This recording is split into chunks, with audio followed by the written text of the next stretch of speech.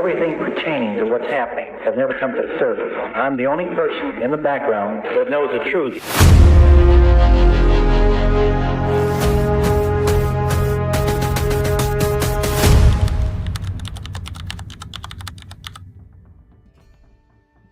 En la mañana del 24 de noviembre de 1963, Estados Unidos seguía en estado de shock. 2 días antes, el presidente John F. Kennedy había sido asesinado en Dallas, Texas, un suceso tan repentino y violento que el país apenas empezaba a asimilar lo ocurrido. El sospechoso del asesinato, un exmarín de 24 años llamado Lee Harvey Oswald, ya estaba bajo arresto. Cámaras de las cadenas de televisión de todo el país transmitían en vivo desde el sótano de la jefatura de policía de Dallas, donde Oswald iba a ser trasladado a la cárcel del condado. Millones de estadounidenses estaban pegados a sus televisores. Se suponía que sería un momento de rutina en una investigación criminal. En cambio, se convirtió en una de las escenas más inolvidables de la historia moderna. Cuando Oswald dio un paso adelante, esposado, rodeado de detectives, los periodistas se agolparon para capturar el momento. Luces brillantes de las cámaras de televisión inundaban el estrecho corredor del sótano. Los agentes de policía intentaban mantener el orden mientras los periodistas le gritaban preguntas al acusado.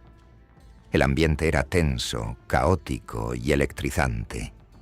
Oswald se veía tranquilo, casi distante, con un suéter oscuro, y respondía a las preguntas con frases cortas y a la defensiva.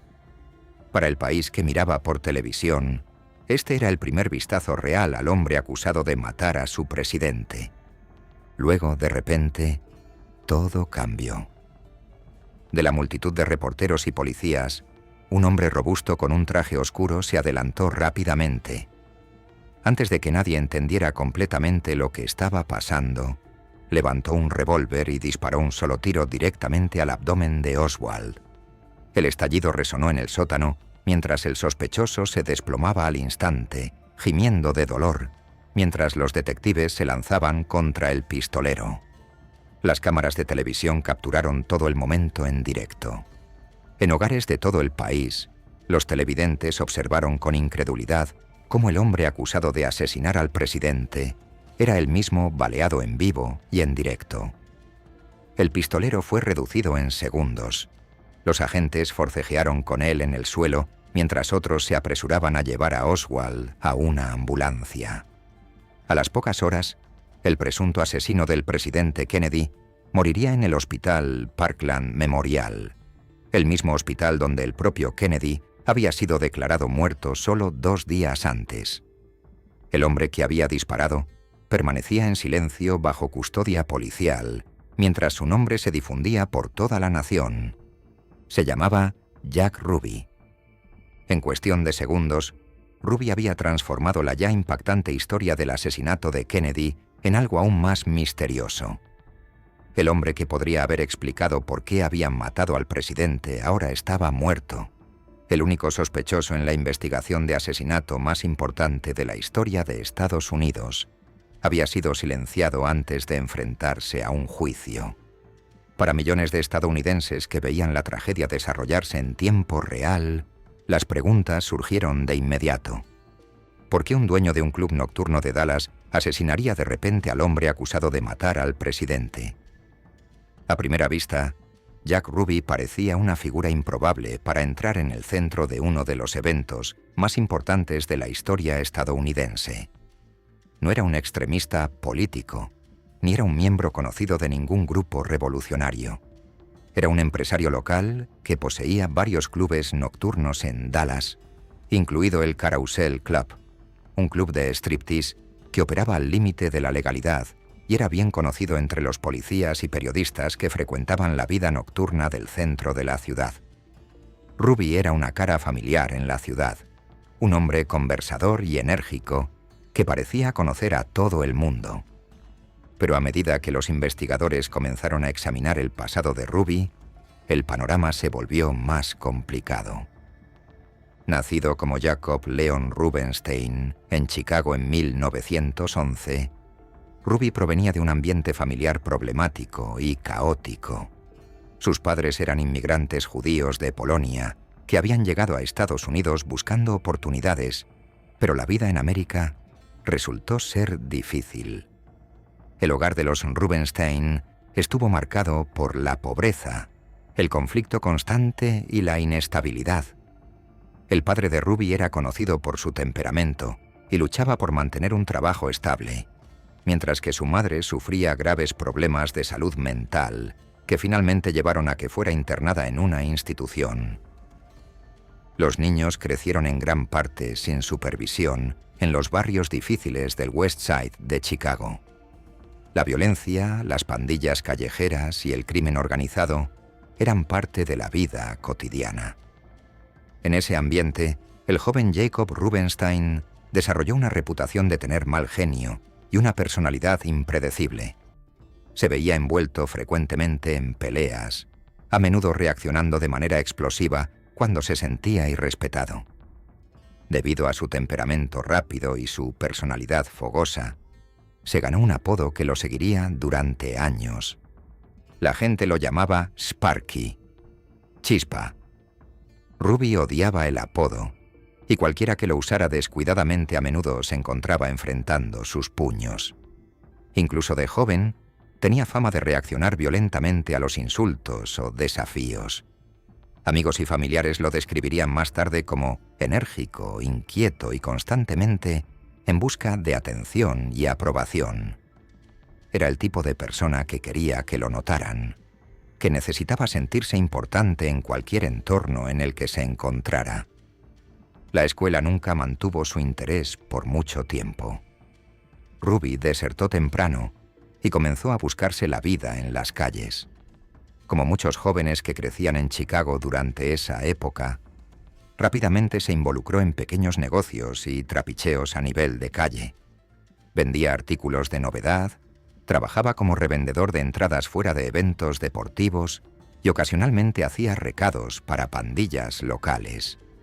Ninguna de estas actividades lo hizo rico, pero le permitieron sobrevivir en un mundo donde la oportunidad era escasa y la violencia era común. Chicago, a principios del siglo XX, también era el centro de una de las redes de crimen organizado más poderosas del país. El submundo de la ciudad había sido moldeado por figuras como Al Capone, cuyo imperio criminal dominó Chicago durante la era de la Prohibición. Incluso después de la caída de Capone, el Chicago Outfit, la mafia de Chicago, siguió siendo una fuerza poderosa, controlando el juego, las extorsiones laborales y otros negocios ilegales en toda la región. Los jóvenes que crecían en la ciudad a menudo se veían atraídos por ese ambiente, a veces intencionalmente y a veces simplemente porque los rodeaba. Ruby no fue la excepción.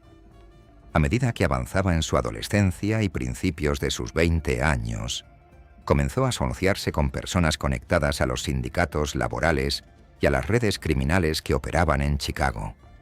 Estos sindicatos a menudo estaban controlados o fuertemente influenciados por figuras del crimen organizado que los usaban para controlar industrias, intimidar a rivales y cobrar pagos ilegales a las empresas.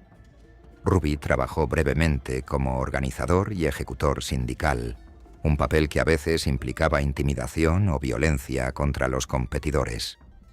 Aunque nunca fue considerado una figura importante en el submundo criminal, Ruby se estaba sintiendo cómodo rodeado de personas que vivían en ese mundo. Al mismo tiempo, su vida seguía siendo inestable e impredecible.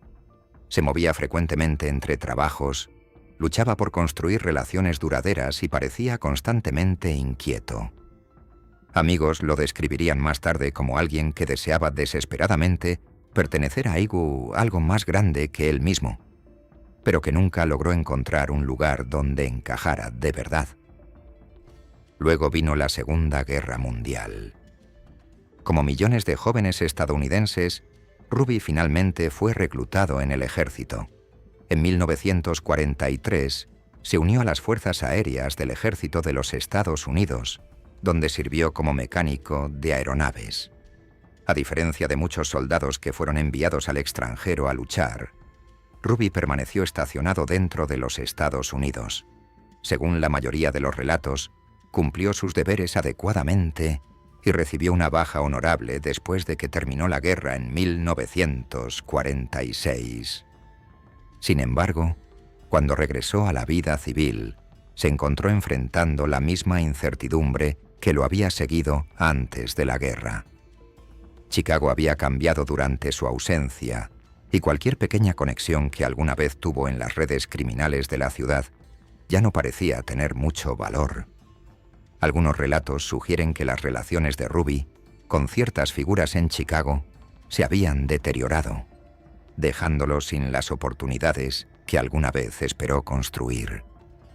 En algún momento a fines de la década de 1940, Ruby tomó una decisión que, en última instancia, daría forma al resto de su vida. Dejó Chicago. Dirigiéndose al sur hacia Dallas, Texas, Ruby llegó a una ciudad que crecía rápidamente y ofrecía oportunidades para alguien dispuesto a tomar riesgos. Dallas no era Chicago. Era una ciudad con sus propias tensiones políticas y sociales, pero también tenía una próspera vida nocturna donde clubes, bares y locales de entretenimiento atraían a empresarios, turistas y residentes locales en busca de distracción. Ruby se dio cuenta rápidamente de que la vida nocturna era donde podía ganarse la vida. Durante los siguientes años, abrió u operó una serie de clubes en Dallas. Algunos tuvieron éxito, otros fracasaron, pero finalmente se consolidó como el dueño del Carousel Club, un pequeño club nocturno que presentaba espectáculos de striptease y atraía a una clientela constante de clientes curiosos. El club no era considerado un establecimiento glamuroso, pero era lo suficientemente rentable para mantener a Ruby en el negocio. Más importante aún, el club puso a Ruby en contacto con personas de muchos mundos diferentes. Agentes de policía, periodistas, jugadores, empresarios locales y varias figuras del AMPA pasaron por las puertas del Carousel Club. Ruby desarrolló rápidamente una reputación como un hombre al que le encantaba hablar y que parecía ansioso por construir amistades con cualquiera que pudiera ayudar a su negocio a prosperar. A menudo ofrecía bebidas o entretenimiento gratis a los agentes de policía, creando una relación amistosa con muchos miembros del Departamento de Policía de Dallas. A principios de la década de 1960, Jack Ruby se había convertido en una figura familiar en la vida nocturna de Dallas. Era conocido como un dueño de club ruidoso y enérgico que parecía conocer a todos en la ciudad. Para mucha gente, era simplemente otro personaje pintoresco en una ciudad llena de ellos. Pero debajo de esa personalidad exterior, había un hombre cuya vida siempre había sido marcada por la violencia, la inestabilidad y un deseo constante de ser importante. Y en unos pocos días de noviembre de 1963, ese deseo lo colocaría en el centro de uno de los mayores misterios de la historia de Estados Unidos. Mucho antes de que Jack Ruby se convirtiera en el hombre que le disparó a Lee Harvey Oswald, él era simplemente otro joven inquieto que crecía en una de las ciudades más duras de Estados Unidos. Chicago a principios del siglo XX era un lugar donde la ambición, la violencia y la oportunidad se mezclaban de manera peligrosa. La ciudad había crecido rápidamente con oleadas de inmigración, expansión industrial y corrupción política. Para los niños criados en sus barrios difíciles, la supervivencia a menudo dependía de aprender a navegar en un mundo donde la línea entre la legalidad y el crimen era muy delgada. Jacob Leon Rubenstein entró en ese mundo en 1911. Sus padres, Joseph y Fanny Rubenstein, eran inmigrantes judíos de Polonia que habían llegado a Estados Unidos en busca de una vida mejor. Como muchas familias de inmigrantes de esa época, se establecieron en barrios abarrotados donde diferentes comunidades étnicas vivían codo a codo, a menudo compitiendo por empleos, vivienda e influencia social. El hogar de los Rubenstein era grande y caótico. Jack era uno de muchos hijos y la familia luchaba constantemente con dificultades financieras. Las dificultades dentro del hogar eran aún mayores que las externas.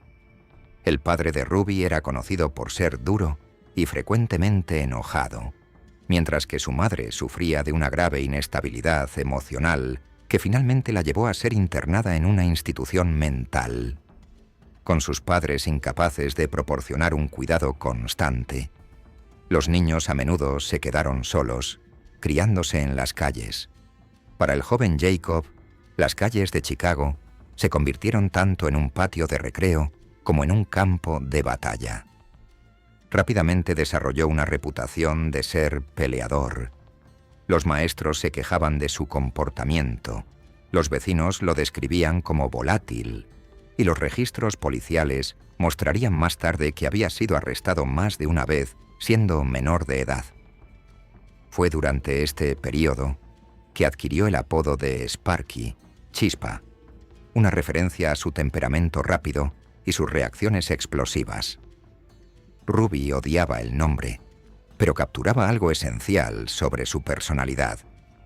Era enérgico, impredecible y siempre listo para defenderse, a veces violentamente. La escuela nunca le interesó mucho. Como muchos niños de hogares con problemas, finalmente desertó antes de completar su educación. Una vez que dejó la escuela, las calles se convirtieron en su aula.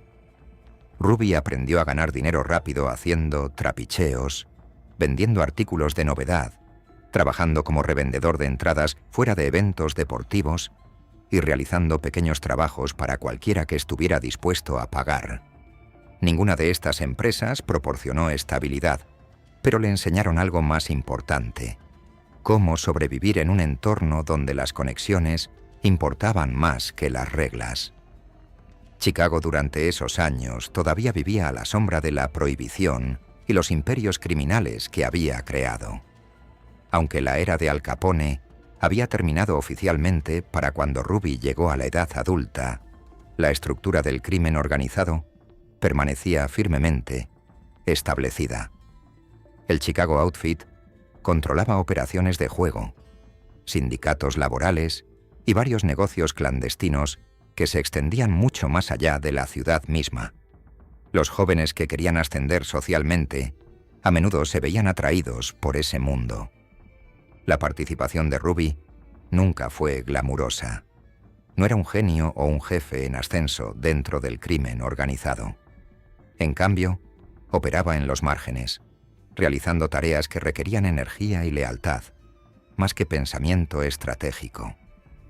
Según varios relatos, hacía recados para personas conectadas al Chicago Outfit y a veces actuaba como músculo en disputas laborales que involucraban el control sindical de ciertas industrias. Una de las áreas en las que Ruby se involucró fue la industria de la chatarra y el transporte de residuos. Estos negocios eran conocidos por sus conexiones con el crimen organizado, especialmente en ciudades como Chicago, donde el control de las rutas de recolección de residuos y los depósitos de chatarra podía generar grandes cantidades de dinero. Los sindicatos laborales en estas industrias a menudo eran controlados por figuras poderosas que usaban la intimidación y la violencia para proteger su influencia. Ruby finalmente se asoció con personas conectadas a estas operaciones sindicales. Trabajó para funcionarios sindicales que estaban profundamente involucrados en actividades de extorsión, haciendo cumplir acuerdos y ocasionalmente ayudando a intimidar a los rivales que amenazaban el dominio del sindicato. Para alguien con el temperamento de Ruby, el papel le encajaba perfectamente. Era lo suficientemente agresivo como para manejar confrontaciones, pero no lo suficientemente poderoso como para atraer la atención seria de las fuerzas del orden.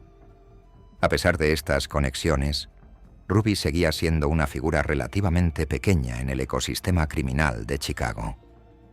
Tenía contactos con personas involucradas en el crimen organizado, pero no era considerado un jugador importante. Muchos de los que luego estudiaron su vida concluyeron que Ruby existía en los límites exteriores del submundo, alguien útil cuando era necesario, pero rara vez se le confiaba una responsabilidad significativa. Su vida continuó en este patrón incierto hasta el estallido de la Segunda Guerra Mundial.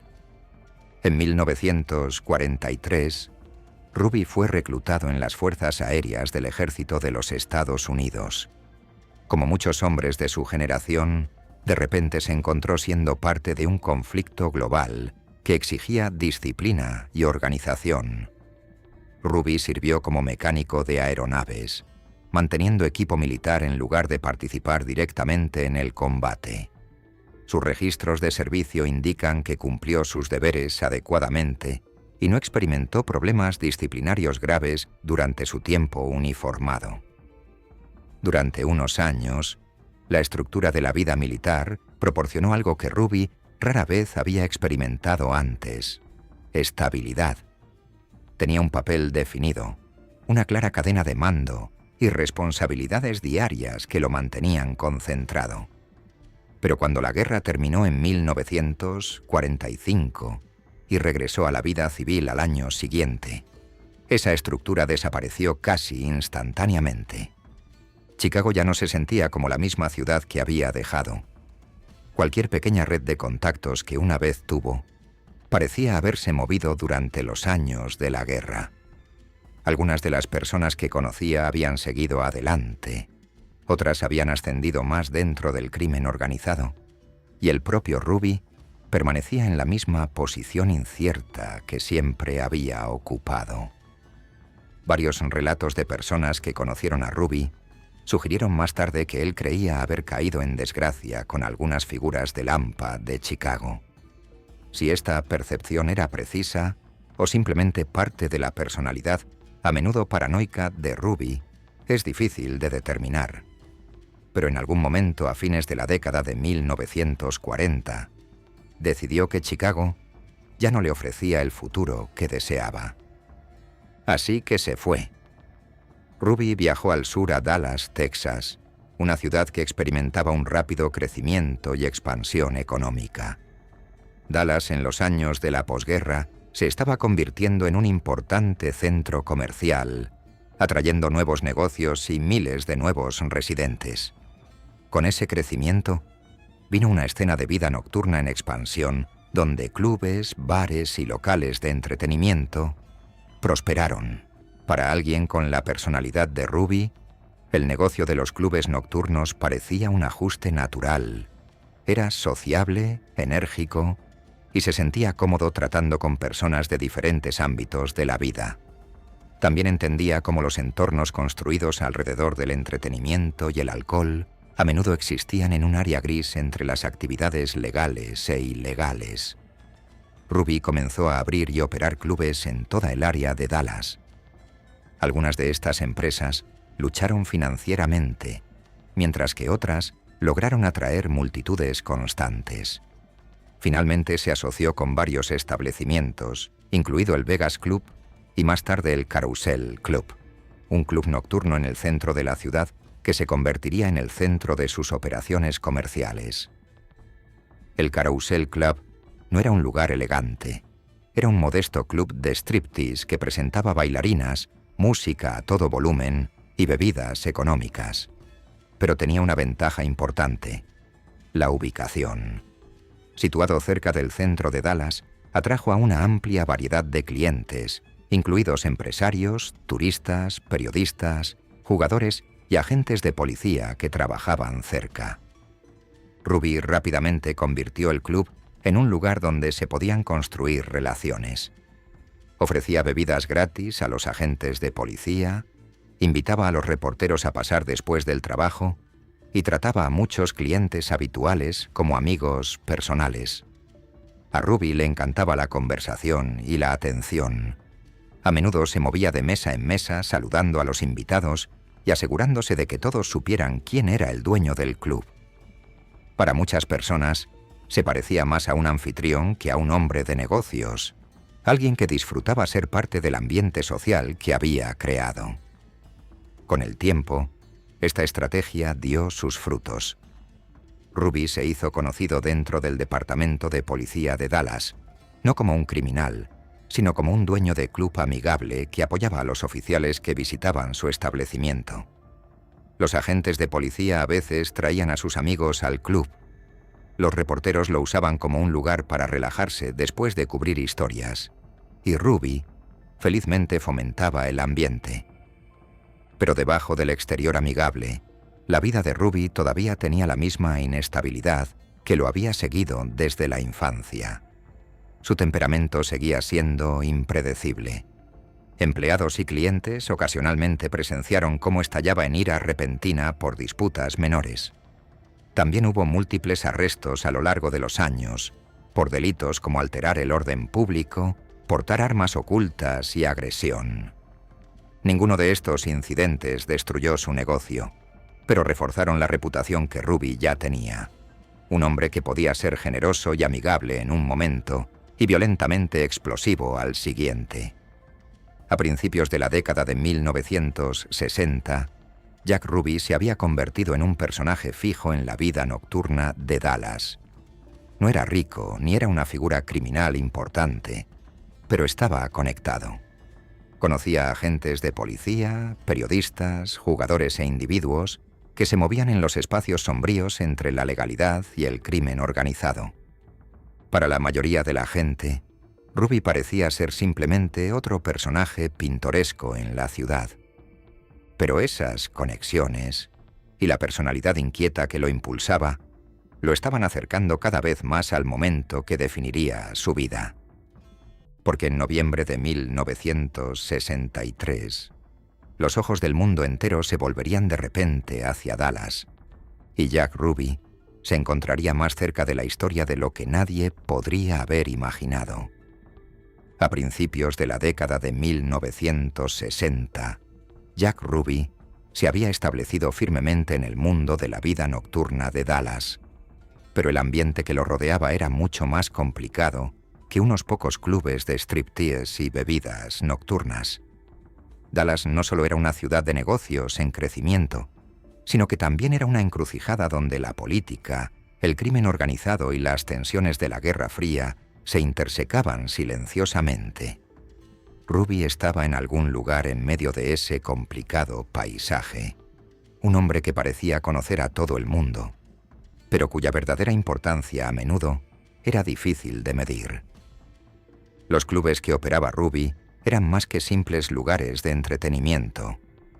Lugares como el Carousel Club y el Vegas Club atraían una mezcla de personas que rara vez se reunían en la misma habitación en circunstancias normales.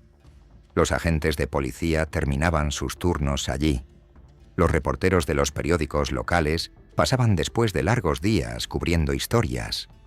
Los jugadores y corredores de apuestas entraban por las puertas y ocasionalmente también aparecían figuras de Lampa. Ruby los saludaba a todos con el mismo entusiasmo enérgico, estrechando manos, ofreciendo bebidas y asegurándose de que sus invitados se sintieran bienvenidos. Con el tiempo, se labró una reputación como alguien que podía moverse cómodamente entre estos diferentes mundos. Podía pasar una noche bromeando con agentes de policía en el bar y otra hablando en voz baja con personas conectadas a operaciones de juego. Ruby no era el hombre más poderoso de la sala, pero estaba casi siempre presente, absorbiendo información y formando relaciones. En el ambiente impredecible de la cultura de los clubes nocturnos, conocer a las personas adecuadas a menudo importaba más que la autoridad formal. Los rumores sobre las conexiones de Ruby con el crimen organizado circulaban con frecuencia, aunque probarlos era mucho más difícil. Muchos historiadores creen que sus primeras experiencias en Chicago lo habían expuesto a figuras asociadas con el Chicago Outfit, una de las organizaciones criminales más poderosas de Estados Unidos. El Outfit había mantenido durante mucho tiempo influencia más allá de Illinois, extendiendo sus operaciones a otros estados a través de alianzas con criminales locales y empresarios dispuestos a cooperar. Dos nombres aparecían a menudo en las discusiones sobre la red más amplia que rodeaba a Ruby durante este período. Uno era Carlos Marcello, el poderoso jefe de la mafia que controlaba las operaciones criminales en Nueva Orleans y ejercía influencia en partes del sur de Estados Unidos. El otro era Santo Traficante Jr., una figura del crimen con sede en Florida que había construido un imperio estrechamente ligado a la industria del juego y el Caribe. Ambos hombres tenían amplios intereses en Cuba durante la década de 1950. Antes de la revolución de Fidel Castro, La Habana se había convertido en un patio de recreo para el crimen organizado estadounidense. Las figuras de la mafia invirtieron fuertemente en casinos, clubes nocturnos y hoteles de lujo que atraían a turistas adinerados de Estados Unidos. Durante un tiempo, el arreglo funcionó perfectamente. El gobierno cubano permitió que estos negocios florecieran, y las figuras del crimen organizado obtuvieron enormes ganancias del juego y el entretenimiento. Luego todo cambió.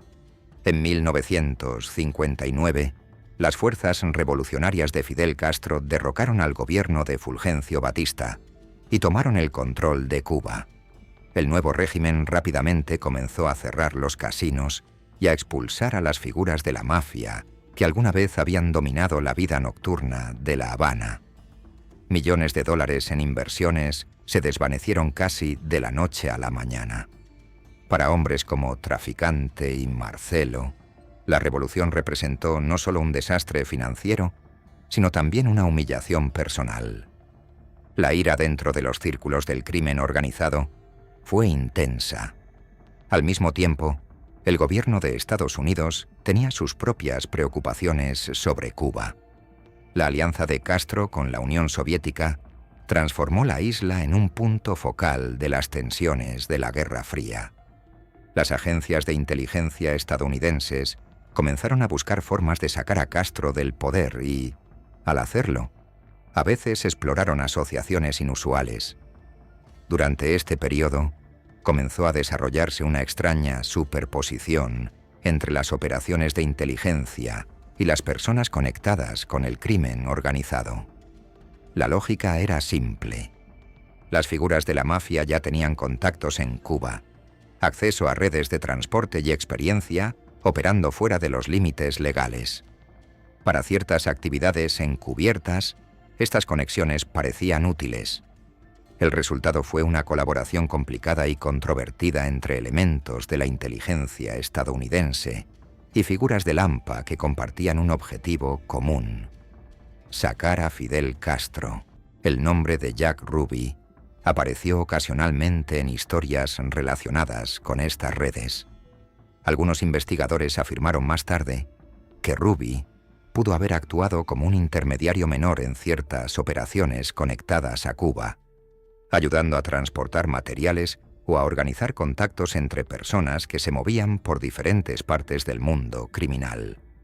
Estas afirmaciones siguen siendo difíciles de probar de manera concluyente, pero reflejan el tipo de ambiente que Ruby habitaba. Incluso si el propio Ruby no estaba profundamente involucrado en esquemas internacionales, ciertamente conocía a personas que sí lo estaban. Dentro de Estados Unidos, se estaba desarrollando otra batalla que colocaba al crimen organizado bajo una presión creciente.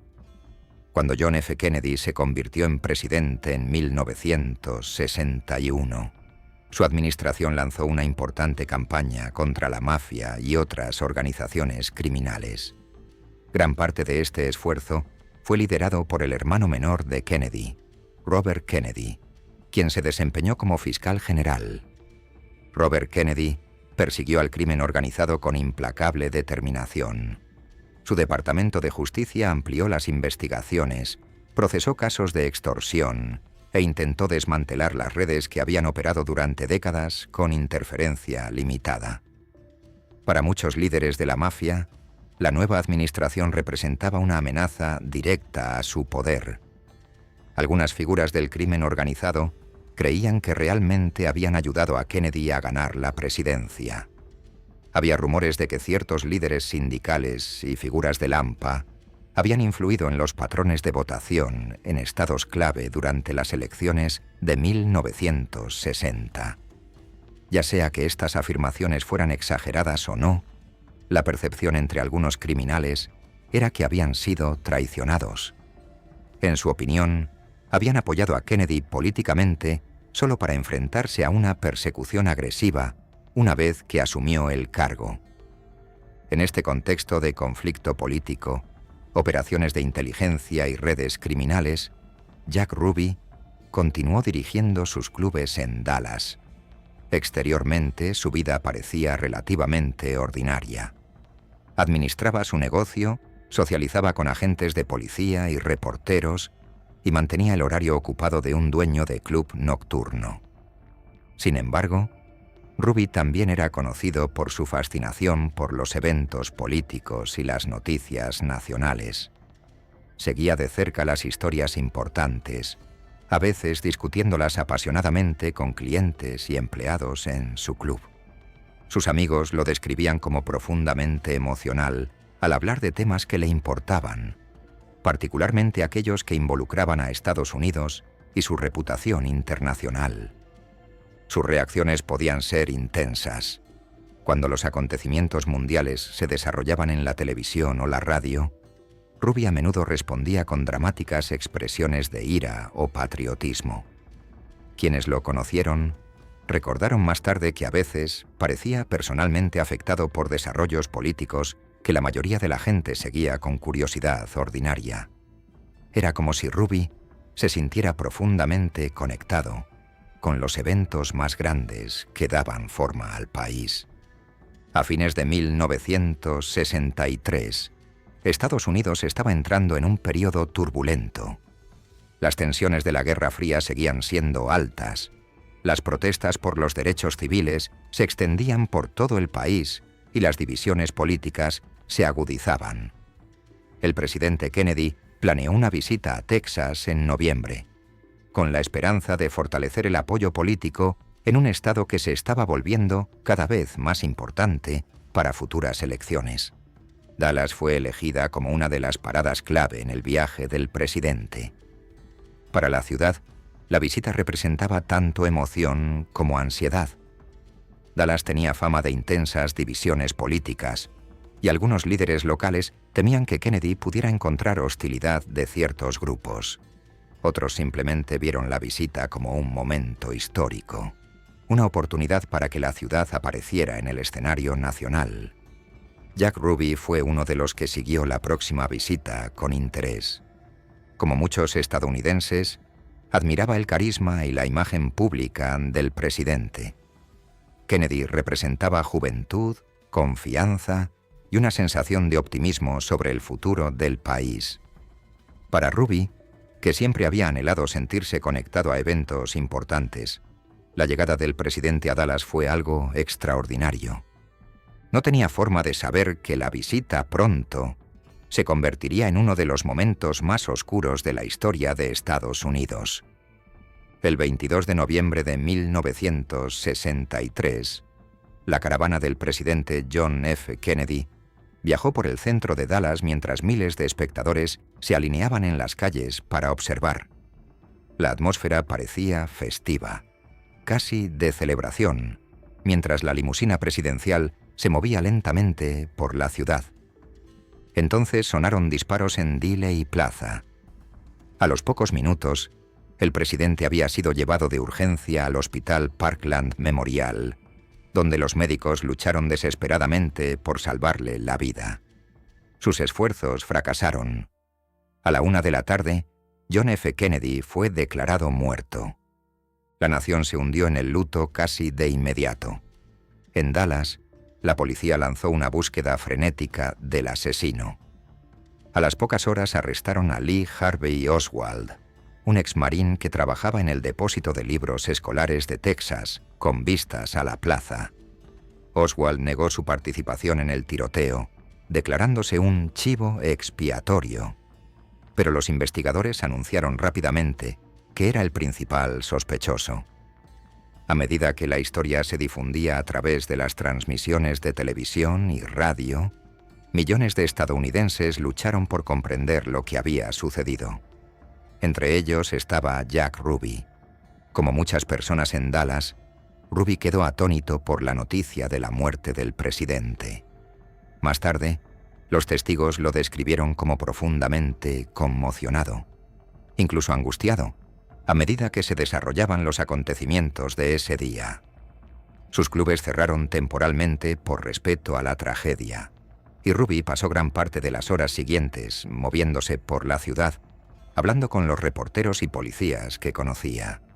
Pero a medida que continuaba la investigación sobre el asesinato de Kennedy, Ruby comenzó a aparecer repetidamente en la jefatura de policía de Dallas. Al principio su presencia parecía inofensiva.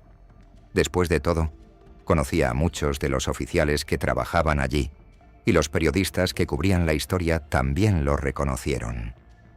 Ruby se movía fácilmente entre las multitudes de reporteros que reunían información sobre Oswald y la investigación en curso. Sin embargo, a medida que pasaban las horas, algunos observadores comenzaron a notar la frecuencia con la que regresaba. Parecía inusualmente interesado en cada detalle que rodeaba la custodia de Oswald y la investigación del asesinato. Ruby escuchaba atentamente las conversaciones, hacía preguntas y se posicionaba dondequiera que se reunieran reporteros y agentes de policía. Poca gente pensó mucho en ello en ese momento, pero en 2 días, Jack Ruby saldría de una de esas multitudes y dispararía un tiro que cambiaría el curso de la investigación de Kennedy para siempre. Para la noche del 22 de noviembre de 1963, Dallas se había convertido en el centro del mundo. El asesinato del presidente John F. Kennedy había conmocionado a la nación tan profundamente que la propia ciudad parecía congelada en una extraña mezcla de dolor, miedo e incredulidad. Los coches de policía corrían por las calles del centro. Los reporteros inundaron la ciudad desde todo el país.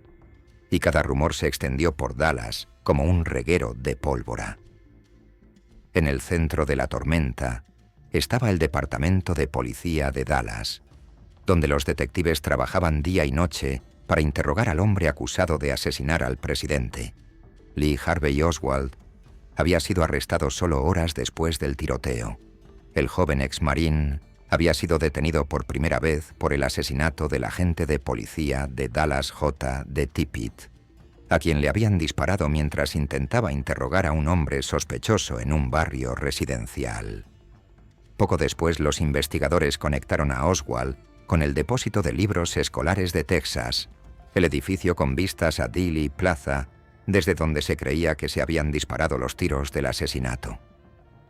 Para la noche del 22 de noviembre, Oswald se enfrentaba a acusaciones no solo por el asesinato de Tippit, sino también por el asesinato del presidente de los Estados Unidos.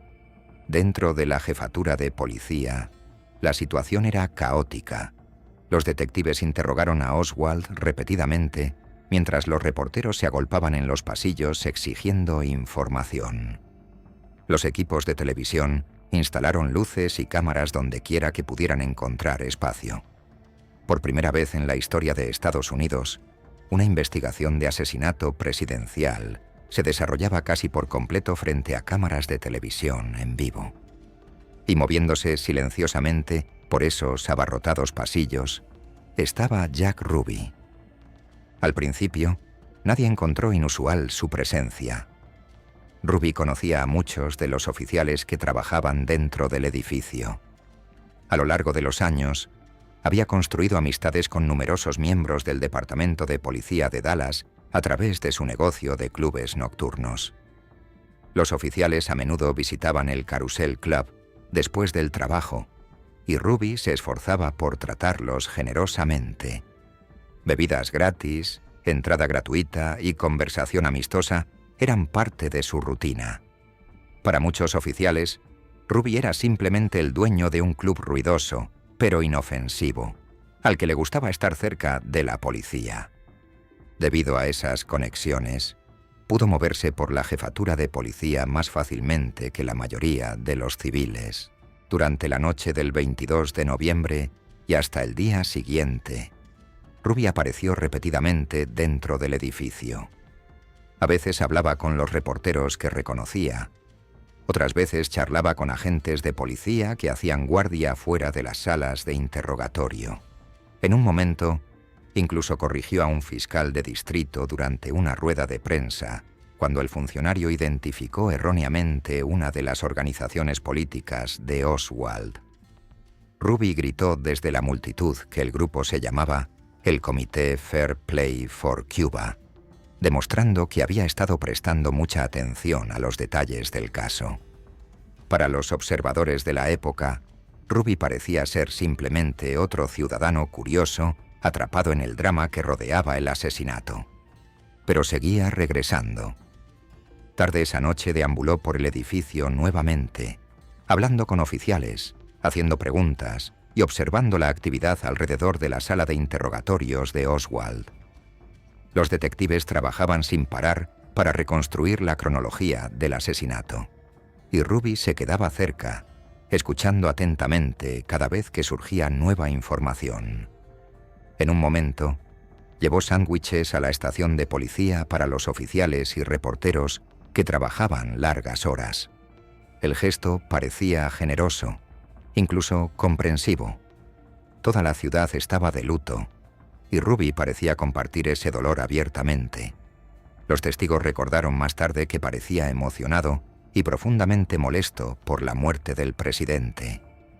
Como muchos estadounidenses, habló apasionadamente sobre la tragedia y lo sorprendido que se sentía de que tal evento hubiera sucedido en su ciudad. Pero la presencia de Ruby alrededor de Oswald se estaba volviendo cada vez más frecuente. El 23 de noviembre, el día después del asesinato, los reporteros se agolparon en la estación de policía nuevamente mientras Oswald desfilaba brevemente ante las cámaras. El sospechoso parecía cansado y enojado, negando cualquier participación en la muerte de Kennedy.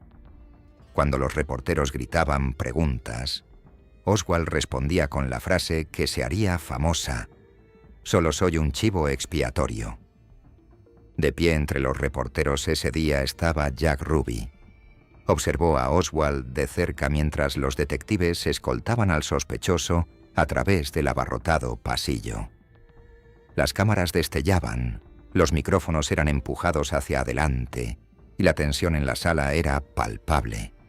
Por un momento, Ruby estuvo a solo unos metros del hombre acusado de asesinar al presidente. Nadie notó nada inusual. Sin embargo, detrás de escena, los movimientos de Ruby comenzaban a generar preguntas silenciosas. Varios reporteros recordaron más tarde haberlo visto varias veces dentro de la estación de policía, a veces apareciendo de repente en lugares donde rara vez se permitía que los civiles estuvieran.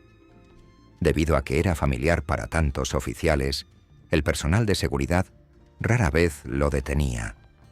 Mientras tanto, el Departamento de Policía de Dallas comenzó a planificar el traslado de Oswald a la cárcel del condado. La mudanza estaba programada para la mañana del domingo, 24 de noviembre. Las autoridades creían que el traslado sería más seguro que mantener a Oswald dentro de las abarrotadas instalaciones de la ciudad, donde los reporteros y visitantes continuaban reuniéndose en grandes cantidades. El traslado también iba a ser televisado. Las cadenas de televisión habían estado transmitiendo actualizaciones sobre el asesinato, sin parar desde el viernes por la tarde. Cuando la policía anunció que Oswald sería trasladado el domingo por la mañana, los reporteros se prepararon para capturar el momento en vivo. Se colocaron cámaras en el sótano de la jefatura de policía, donde el sospechoso sería escoltado a través de un estrecho corredor hasta un vehículo blindado que esperaba. Para la policía parecía un paso logístico rutinario. Para Jack Ruby era algo completamente diferente. En la mañana del 24 de noviembre, Ruby comenzó su día como muchos otros domingos. Visitó una oficina de Western Union cerca del centro de Dallas para enviar dinero a una de sus bailarinas que necesitaba ayuda para pagar las cuentas. La transacción se registró a las 11:17 de la mañana. Un pequeño detalle que luego se volvería importante durante las investigaciones de los movimientos de Ruby esa mañana. Después de enviar el dinero, Ruby caminó hacia la jefatura de policía de Dallas. Al mismo tiempo, dentro del edificio, Los oficiales estaban preparando a Oswald para el traslado. El sospechoso se puso un suéter oscuro sobre su camisa, mientras los detectives se reunían a su alrededor. Las cámaras de televisión esperaban en el sótano, transmitiendo la escena en vivo a todo el país. El momento había llegado.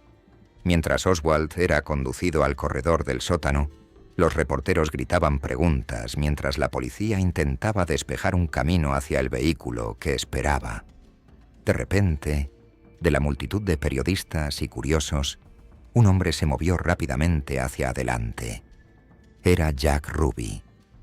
Antes de que nadie pudiera reaccionar, se paró directamente frente a Oswald, levantó un revólver calibre .38 y disparó un solo tiro en el abdomen del sospechoso. El sonido del disparo resonó en el sótano. Oswald gritó y se desplomó mientras los detectives se lanzaban hacia el pistolero. En segundos, Ruby fue tacleado al suelo por agentes de policía, que se dieron cuenta de inmediato de lo que había sucedido.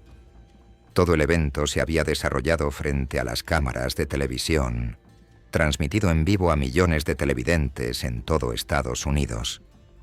El hombre acusado de asesinar al presidente Kennedy acababa de ser asesinado. Y el hombre que apretó el gatillo era un dueño de club nocturno conocido por muchos de los oficiales que ahora lo sostenían esposado. Mientras arrastraban a Ruby, parecía extrañamente tranquilo. Los oficiales le gritaban preguntas mientras los reporteros luchaban por entender lo que acababan de presenciar. En todo el país, los televidentes atónitos vieron la repetición una y otra vez en las pantallas de televisión. En cuestión de horas, Lee Harvey Oswald moriría. Y el misterio que rodeaba el asesinato de John F. Kennedy se había vuelto mucho más profundo. En los momentos inmediatamente posteriores al disparo, el caos llenó el sótano de la jefatura de policía de Dallas. Los detectives forcejearon con Jack Ruby en el suelo, mientras otros se apresuraban a levantar a Lee Harvey Oswald en una camilla. El sospechoso herido gemía de dolor, mientras los oficiales pedían asistencia médica a gritos. Las cámaras de televisión continuaron grabando, mientras los reporteros luchaban por entender lo que acababa de suceder. Millones de estadounidenses que miraban desde sus hogares acababan de presenciar cómo el presunto asesino del presidente John F. Kennedy era baleado en vivo en la televisión nacional.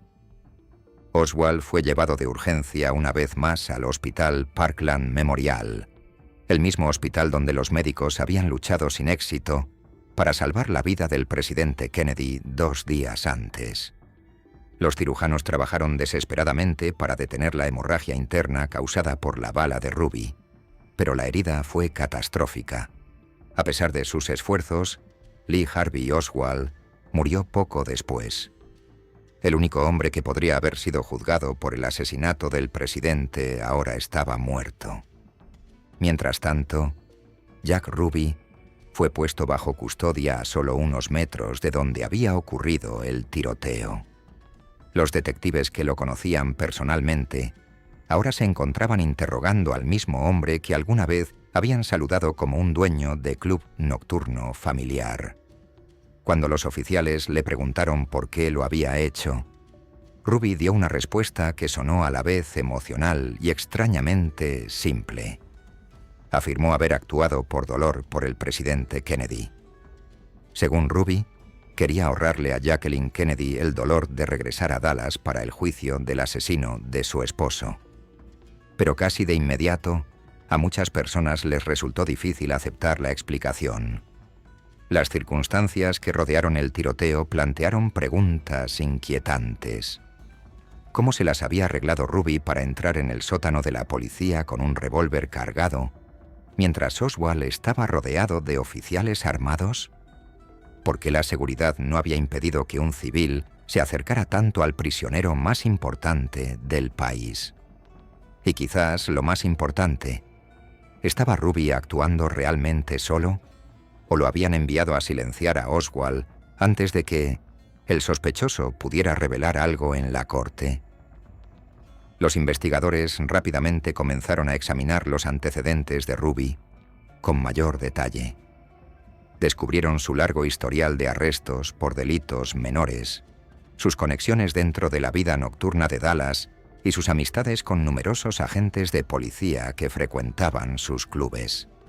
También descubrieron pruebas que sugerían que Ruby había realizado llamadas telefónicas a varias personas conocidas por estar asociadas con figuras del crimen organizado que habían sido blanco del Departamento de Justicia bajo el fiscal general Robert Kennedy. Para los teóricos de la conspiración, esas conexiones parecían profundamente sospechosas. La investigación oficial sobre el asesinato del presidente Kennedy finalmente recayó en la Comisión Warren, un panel federal creado para determinar exactamente lo que había sucedido en Dallas.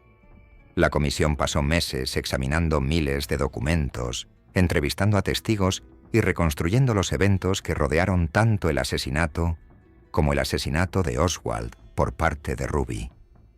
Cuando la comisión publicó su informe final en 1964, su conclusión fue clara.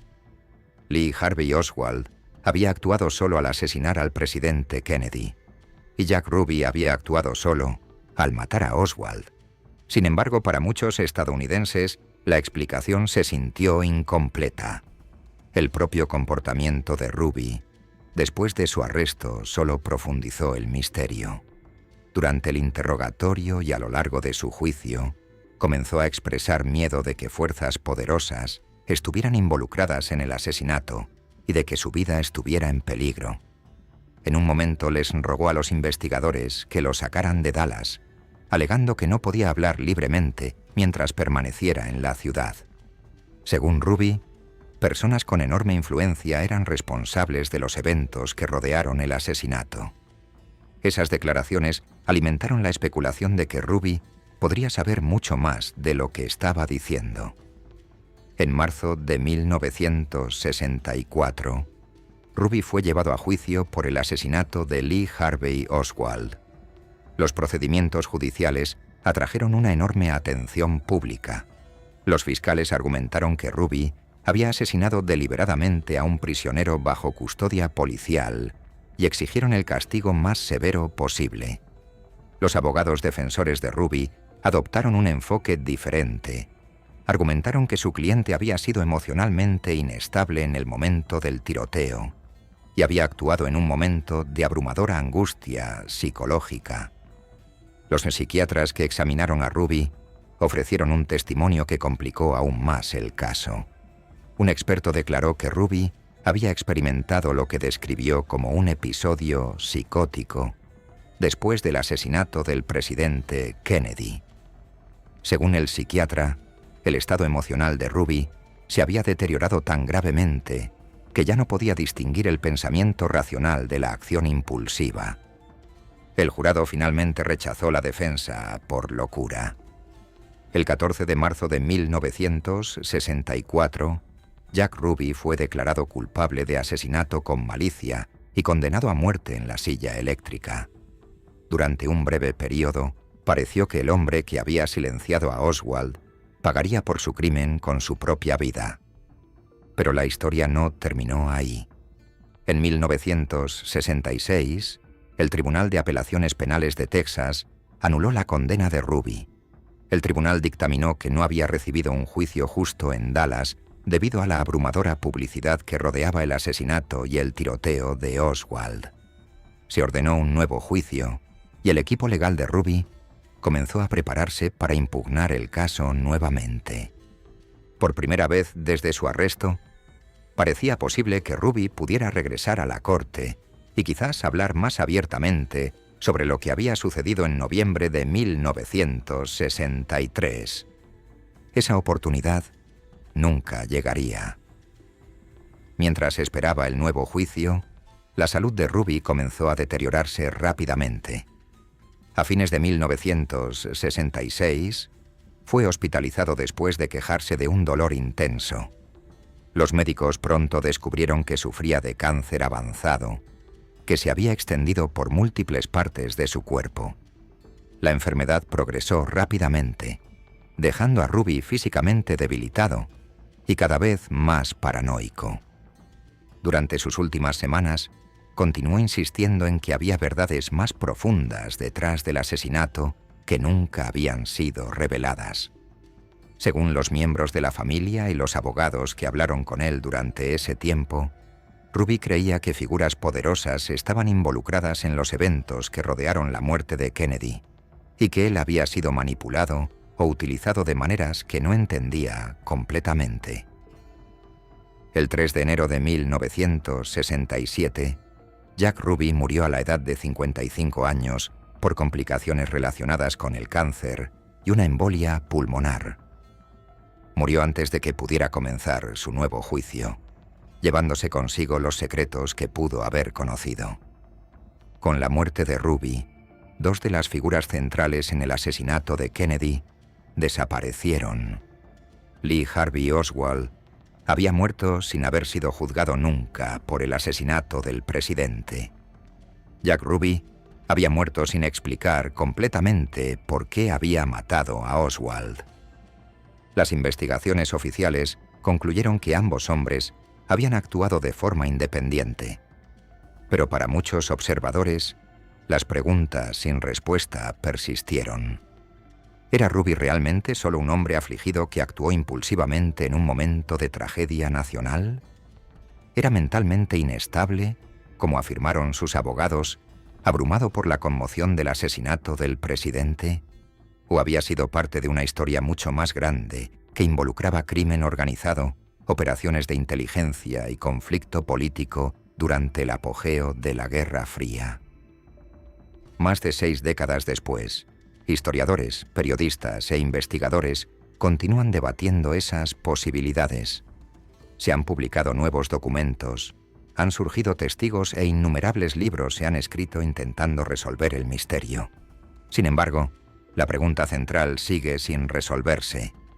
Cuando Jack Ruby salió de la multitud en ese sótano de la policía de Dallas y disparó el tiro que mató a Lee Harvey Oswald, hizo más que quitarle la vida a un hombre. Se aseguró de que una de las preguntas más importantes de la historia de Estados Unidos nunca pudiera ser respondida. Y con su muerte en 1967, cualquier verdad que Jack Ruby llevara sobre el asesinato del presidente John F. Kennedy desapareció con él en la historia.